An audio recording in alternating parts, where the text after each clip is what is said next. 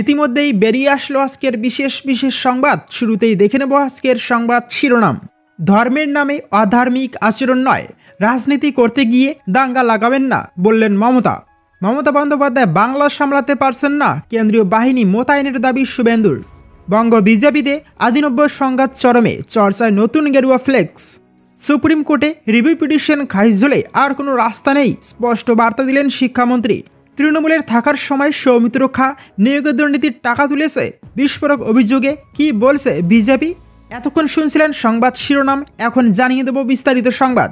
ওয়াকফ সংশোধন আইনকে কেন্দ্র করে বাংলায় বিক্ষিপ্তভাবে যে অশান্তি ও গোষ্ঠী সংঘর্ষের ঘটনা শুরু হয়েছে তা নিয়ে এবার সতর্ক করলেন মুখ্যমন্ত্রী মমতা বন্দ্যোপাধ্যায়।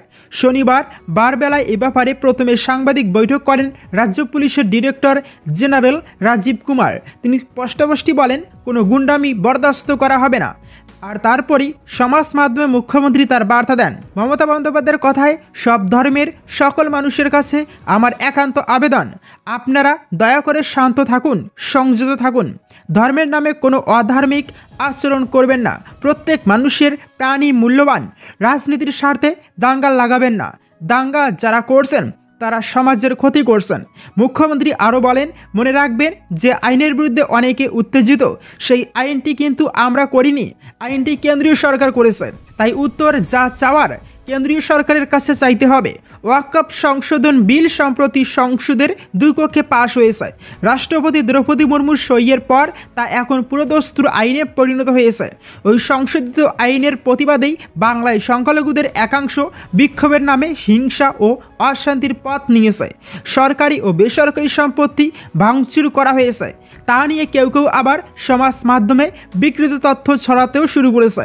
ফলে পরিস্থিতি কিছুটা জটিল হয়েছে। ঠিক এই পরিস্থিতিতেই শনিবার মুখ খুলেছেন মুখ্যমন্ত্রী মমতা বন্দ্যোপাধ্যায়। হিংসা ও অশান্তি প্রশমিত করতে তিনি পরিষ্কারভাবে বলেছেন, আমরা এ বিষয়ে আমাদের বক্তব্য সুস্পষ্টভাবে বলেছি। আমরা এই আইনকে সমর্থন করি না। এই আইন আমাদের রাজ্যে লাগুও হবে না। তাহলে দাঙ্গা কিসের? যারা অশান্তি ছড়াচ্ছে তাদের উদ্দেশ্যে করা বার্তাও দিয়েছেন মুখ্যমন্ত্রী। তিনি বলেছেন, আরও মনে রাখবেন, দাঙ্গায় যারা উস্কানি দিচ্ছেন তাদের বিরুদ্ধে আইনগত ব্যবস্থা আমরা নেব। কোনো হিংসাত্মক কার্যকলাপকে আমরা প্রশ্রয় দিই না। এ ব্যাপারে নাম না করে বিজেপিকেও কাঠগড়ায় তুলতে চেয়েছেন মুখ্যমন্ত্রী। তার কথায়, কিছু রাজনৈতিক দল ধর্মকে অপব্যবহার করে রাজনৈতিক সুবিধা নিতে চাইছে, তাদের প্ররোচনায় পা দেবেন না।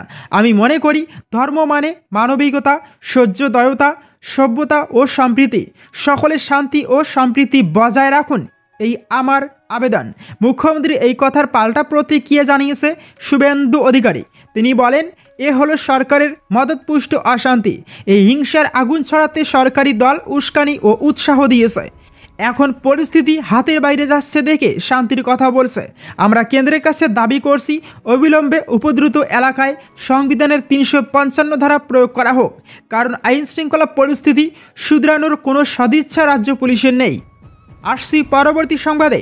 শুক্রবার পশ্চিমবঙ্গে ওয়াকফ আইনের বিরুদ্ধে সহিংস বিক্ষোভের পর বিজেপি নেতা শুভেন্দু অধিকারী রাজ্যে সেনাবাহিনী মোতায়েনের দাবি জানিয়েছেন।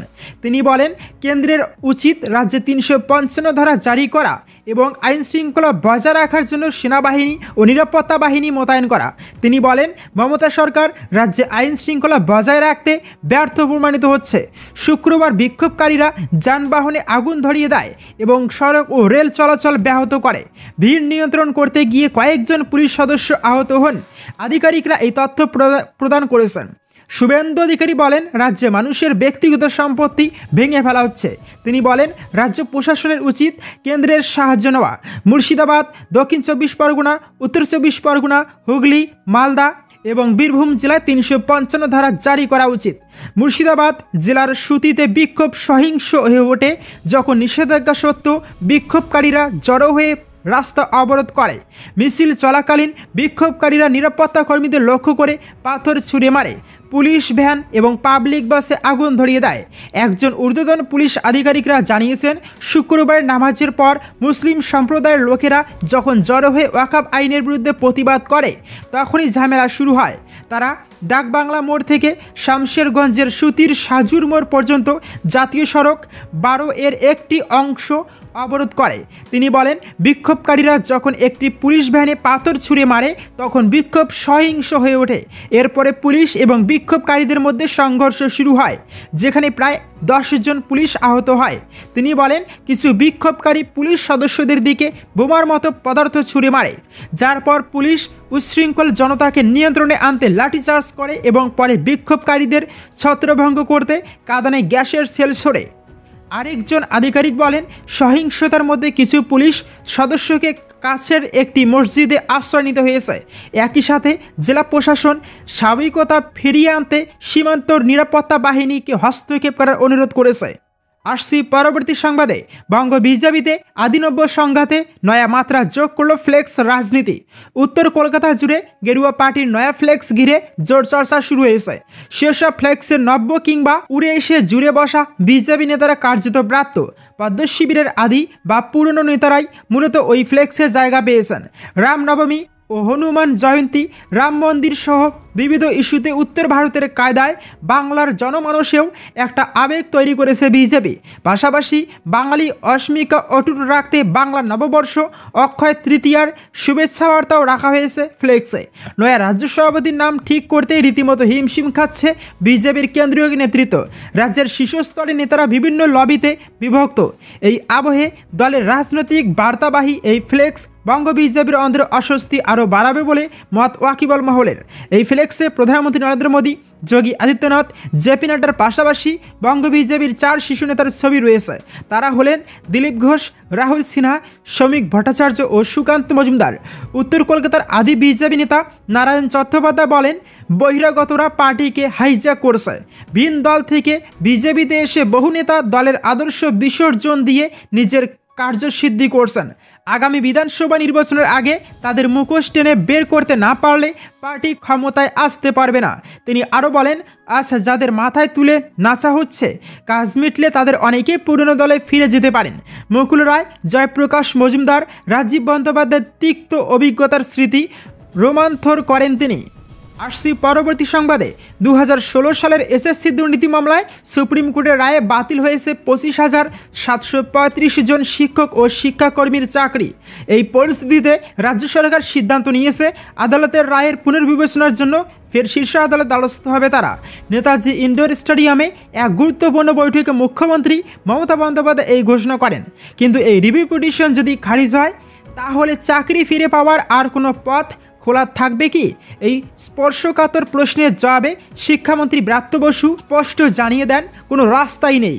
শিক্ষামন্ত্রী বলেন, রিভিউ পিটিশন করছি মানে এটা বুঝে নিতে হবে সুপ্রিম কোর্টের একটি নির্দিষ্ট রায়ের ভিত্তিতে তার কাছেই আমরা আবেদন করছি। সেটা যদি খারিজ হয়, জানি না কি রাস্তা রয়েছে, কিন্তু সেটা তো পরে দেখা যাবে। মুখ্যমন্ত্রী মমতা বন্দ্যোপাধ্যায় বৈঠকে বলেছিলেন, রাজ্যের হাতে একাধিক বিকল্প রয়েছে, plan A, plan B, plan C, সব কিছুই প্রস্তুত, কিন্তু সবটাই হবে সুপ্রিম কোর্টের আইনি পরিকাঠামো মেনে।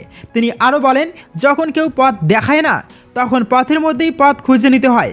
এই প্রসঙ্গে টেনে শিক্ষামন্ত্রী জানান, এখন আমার হাতে যে লাইফ লাইনটা রয়েছে সেটার পূর্ণ ব্যবহার করার চেষ্টা করব। প্ল্যান এ এখনই প্রয়োগে আনা হচ্ছে, বাকিগুলো পরিস্থিতি অনুযায়ী বিবেচিত হবে। আসছি পরবর্তী সংবাদে। চাকরিতে দুর্নীতি হয়েছে প্রকাশ্যে স্বীকার করে এবার বিতর্কে জড়ালেন বিষ্ণুপুর সাংগঠনিক জেলার আইএনটিটিইউসির জেলা সভাপতি তথা সোনামুখীর উপপ্রধান সোমনাথ মুখোপাধ্যায়। তার অভিযোগ, চাকরির জন্য তৎকালীন তৃণমূল সাংসদ সৌমিত্র খা ও সোনামুখীর প্রাক্তন বিধায়ক দীপালি সাহা বেকার যুবকদের কাছ থেকে টাকা তুলেছিলেন। তার প্রমাণও তার কাছে রয়েছে বলে দাবি করেন তৃণমূলের ওই শ্রমিক নেতা। চাকরিতে দুর্নীতির ঘটনার স্বীকারোক্তির পাশাপাশি এদিন স্থানীয় বিজেপি বিধায়ক দিবাকর ঘরামিকে হুঁশিয়ারি দেন ওই শ্রমিক নেতা। শিক্ষক নিয়োগ বাতিলের পিছনে বাম ও বিজেপির ষড়যন্ত্রের অভিযোগ তুলে গোটা রাজ্যের পাশাপাশি বাঁকুড়ার সোনামুখীতেও পথে নামে তৃণমূল কংগ্রেস। মিছিল শেষে প্রতিবাদ সভা করেন তৃণমূল কর্মীরা।